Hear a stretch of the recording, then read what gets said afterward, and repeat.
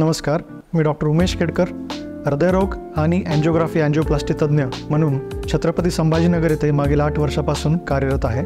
आज 29 सप्टेंबर हा दिवस जागतिक हृदय दिवस म्हणून साजरा केला जातो आणि या दिवसाचे औचित्य साधून मी हे नवीन यूट्यूब चॅनल सुरू करत आहे। हृदय विकार, त्याच्या उपचार पद्धती आणि त्यासंबंधीचे प्रतिबंधात्मक उपाय याविषयी सर्व माहिती आपल्यापुढे प्रामाणिकपणे मांडणे हे या यूट्यूब चॅनलचे उद्देश असेल। मी आशा करतो की या चॅनलद्वारे जी माहिती मिळेल त्याचा तुम्हाला आणि तुमच्या प्रियजनांना नक्कीच फायदा होईल। तर चला मग सुरू करूया आजचा नवीन विषय।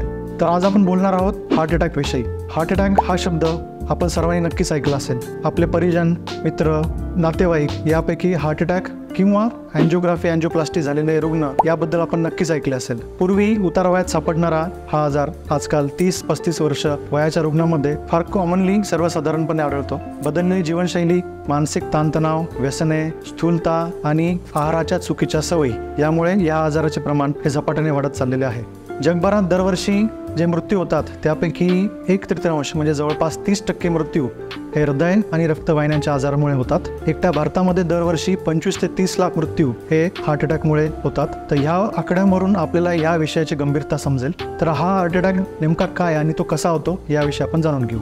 आपल्या हृदयामध्ये 2 मुख्य रक्तवाहिन्या असतात, एक डाव्या साईडला असते आणि एक उजव्या साईडला असते। ज्यावेळी हृदयाला रक्तपुरवठा करणाऱ्या या रक्तवाहिन्यांमध्ये अडथळा किंवा ब्लॉकेज तयार होऊन हृदयाच्या स्नायूंना एकाएकी रक्तपुरवठा बंद होतो तेव्हा जी परिस्थिती उद्भवते त्याला म्हणतात हार्ट अटॅक किंवा हृदयविकाराचा झटका। तर ही कंडिशन ही अत्यंत सिरियस किंवा जीवघेणी कंडिशन असते। याचे काही लक्षणे असतात जे आपण जाणून घेऊयात। तर हृदयविकाराचे प्रमुख लक्षण म्हणजे छातीमध्ये तीव्र वेदना। यामध्ये छातीच्या मध्यभागी किंवा डाव्या भागामध्ये तीव्र वेदना होतात, ज्या वेदना काही रुग्णांमध्ये डाव्या हातात, डाव्या खांद्यात आणि पाठीमागे सुद्धा जाणवतात। काही रुग्णांना तीव्र दरदरून घाम फुटतो किंवा अचानक बेचैन किंवा अस्वस्थ वाटते।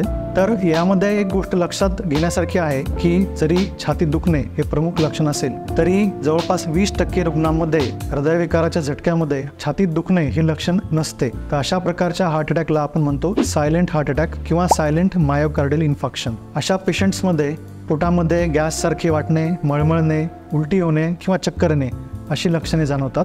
उतार वयातील पेशंट, महिला आणि ज्यांना मधुमेह आहे अशा रुग्णांमध्ये सायलेंट अटॅकची शक्यता ही थोडीशी जास्त असते। अजून एक गोष्ट जी लक्षात घेण्यासारखी आहे ती म्हणजे काही रुग्णांमध्ये फक्त छातीमध्ये आणि पोटामध्ये जळजळ हे लक्षण जाणवते आणि बऱ्याच वेळा हे लक्षण आम्लपित्त, अजीर्ण किंवा गॅस म्हणून दुर्लक्षित केले जाते, परंतु त्याचे गंभीर परिणाम दिसू शकतात। तर यापैकी काहीही जरी लक्षणे आढळले तरी त्वरित वैद्यकीय सल्ला व पुढील उपचार करून घ्यावा। तर आता जाणून घेऊयात हार्ट अटॅकच्या उपचार पद्धतीबद्दल। प्रामुख्याने हार्ट अटॅकचे 2 प्रमुख उपचार पद्धती आहेत। पहिली जी जागतिकदृष्ट्या सर्वमान्य किंवा गोल्ड स्टँडर्ड समजली जाते ती म्हणजे अर्जंट अँजिओग्राफी आणि अँजिओप्लास्टी, त्यालाच प्रायमरी अँजिओप्लास्टी असेही म्हणतात। या उपचार पद्धतीमध्ये जी हृदयाची रक्तवाहिनी ही बंद झालेली असते ब्लॉकेजमुळे, तिला ताबडतोब उघडून तिच्यामध्ये धातूचा एक स्टेंट बसवला जातो जेणेकरून हृदयाचा रक्तपुरवठा हा सुरळीत होतो। दुसरी उपचार पद्धती आहे थ्रोम्बोलायटिक थेरपी किंवा रक्त पातळ होण्याचे इंजेक्शन आहे। काही वेळा रुग्णालयामध्ये अँजिओप्लास्टीची सुविधा उपलब्ध नसते किंवा पेशंटला दुसऱ्या हॉस्पिटलमध्ये हलवण्यासाठी विलंब होणार असतो किंवा काही आर्थिक अडचणी असतात। अशा वेळी थ्रोम्बोलायटिक थेरपी सुद्धा पेशंटचा जीव वाचवण्यासाठी फार फायदेशीर ठरते। वरीलपैकी कुठलीही उपचार पद्धती जितक्या लवकर पेशंटला मिळेल तितका लवकर पेशंटचा फायदा होतो आणि तितक्या लवकर पेशंटची रिकव्हरी होण्यास मदत होते। मात्र जर हृदयविकाराच्या झटक्याची किंवा हार्ट अटॅकची ट्रीटमेंट मिळण्यास विलंब झाला तर हृदयाच्या स्नायूंना परमनंट डॅमेज होऊ शकतो, ज्यामुळे पुढे चालून हृदयाची पंपिंग कमी होते आणि त्याचे गंभीर परिणाम कालांतराने दिसतात। त्यामुळे हार्ट अटॅकची ट्रीटमेंट ही लवकरात लवकर मिळणे ही अपेक्षित असते। काही पेशंट्समध्ये ज्यावेळेस रक्त पातळ व्हायचं इंजेक्शन किंवा थ्रोम्बोलायटिक थेरपी मिळते अशा पेशंटना काही दिवसानंतर अँजिओग्राफी करणे आवश्यक असते। अँजिओग्राफीमध्ये असणाऱ्या ब्लॉकेजेसची संख्या आणि त्याची क्लिष्टता यानुसार पुढे पेशंटला अँजिओप्लास्टी किंवा बायपासची गरज पडू शकते। याविषयी आपण सविस्तरपणे येणाऱ्या काही व्हिडिओमध्ये नक्कीच जाणून घेणार आहोत। तर आता आपण जाणून घेऊयात की हृदयविकार किंवा हार्ट अटॅक कसा टाळावा। तर याचे हे 5 मुख्य सूत्र आहेत जे आपल्याला दैनंदिन आयुष्यामध्ये जर त्याचा अवलंब केला तर आपण हार्ट अटॅक नक्की टाळू शकतो. पहिला मार्ग तो म्हणजे हार्ट हेल्दी किंवा हृदय निरोगी आहाराचा अवलंब करणे. यामध्ये junk food, fried food, packaged food, जास्त मैदा, साखर, तेल असलेले पदार्थ, अन्न पदार्थ, रेड मीट किंवा मांसाहारी पदार्थ इत्यादींचे सेवन टाळावे. हिरव्या भाज्या, फळे, मोड आलेली कडधान्ये, लो फॅट डेअरी प्रोडक्ट इत्यादीचे सेवन जास्त करावे. दुसरा मार्ग आहे तो म्हणजे व्यायाम जे आपल्या हृदयासाठी उपयोगी असतात ते असतात एरोबिक एक्सरसाइजेस, जसे की जोरात चालणे, जॉगिंग, सायकलिंग किंवा स्विमिंग. तर यापैकी कुठलाही व्यायाम आठवड्यातून कमीत कमी 5 दिवस आणि तो 30 ते 45 मिनिटं एवढा करणे अपेक्षित आहे, जेणेकरून आपल्याला भविष्यातील हृदयाचे प्रॉब्लेम टाळता येतील. तिसरा मार्ग आहे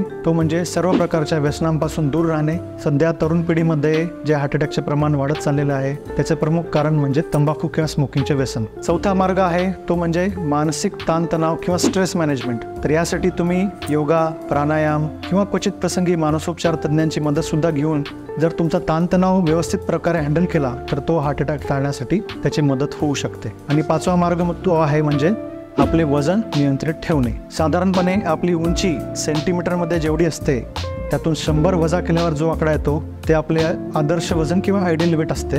आणि वरील आहारातले आणि व्यायामातले जे काही मार्ग आहेत ते अवलंबून आपण आयडियल वेट अचीव किंवा मेंटेन ठेवण्याचा आपण प्रयत्न केला पाहिजे. या व्यतिरिक्त ज्या पेशंट्सना हार्ट संबंधी आजाराचा कौटुंबिक इतिहास आहे किंवा ज्यांना हाय कोलेस्ट्रॉल, ओबेसिटी, ब्लड प्रेशर किंवा मधुमेह आहे, अशा व्यक्तींनी विशेष काळजी घेणे आवश्यक असते. अशा व्यक्तींनी आपल्या डॉक्टरकडे जाऊन रेग्युलर तपासण्या आणि सल्ला घेणे आवश्यक असते. तर हे मार्ग जर आपण आपल्या दैनंदिन आयुष्यामध्ये अवलंबले तर हार्ट अटॅक नक्कीच टाळता येऊ शकतो. तर ही होती हार्ट अटॅक संबंधी प्राथमिक माहिती. तर मी आशा करतो की ही माहिती आपल्याला फायदेशीर ठरेल आणि आपल्याला ही माहिती आवडली असेल तर नक्कीच फॉरवर्ड करा.